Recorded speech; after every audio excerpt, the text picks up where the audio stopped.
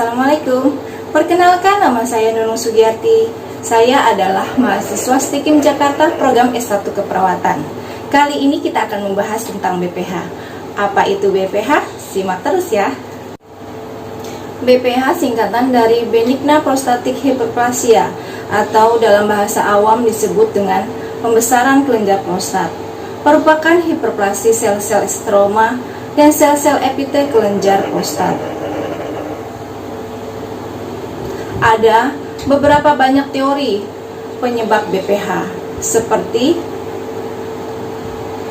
teori dihidrotestosteron, teori interaksi stroma epitel, teori ketidakseimbangan estrogen testosteron. Apa faktor risikonya? Beberapa faktor yang dapat meningkatkan risiko terjadinya BPH yaitu: 1. Usia. 70% terjadi pada usia lebih dari 60 tahun dan meningkat menjadi 90% pada pria dengan usia di atas 80 tahun. Yang kedua, hormonal. BPH ini tumbuh pada laki-laki usia tua, serta testis yang masih menghasilkan testosteron. Adanya pengaruh hormon lain seperti estrogen dan prolaktin dapat mempengaruhi perkembangan atau proliferasi sel kelenjar prostat.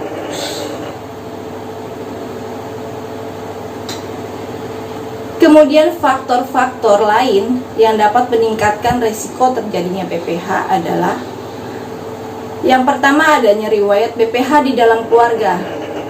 Riwayat penyakit lain misalnya sindrom metabolik, obesitas, kurangnya aktivitas fisik, serta diet rendah serat.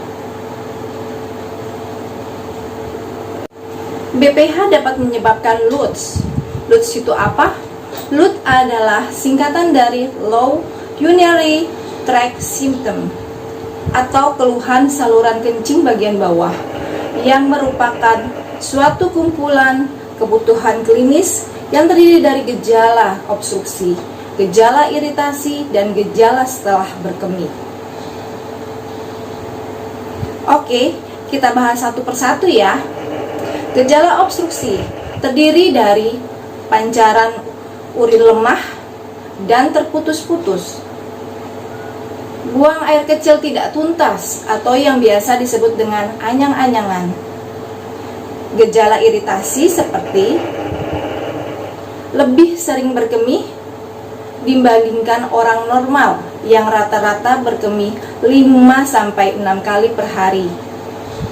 Merasa ingin buang air kecil sehingga terasa sakit. Sering berkemih di malam hari. Gejala pasca berkemih seperti urin menetes di akhir buang air kecil, dan pada gejala yang berat dapat terjadi retensio urin atau urin tidak keluar sama sekali. Kapan kita harus memeriksakan diri kita ke dokter?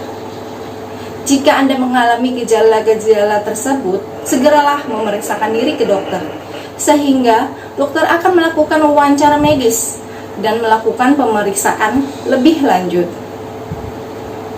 Karena ada beberapa gejala yang mirip penyakit lain, seperti infeksi saluran kemih, batu kandung kemih, dan kanker prostat. Oke, sekian dari saya. Semoga pengetahuan dan wawasan kesehatan Anda bertambah. Wassalamualaikum.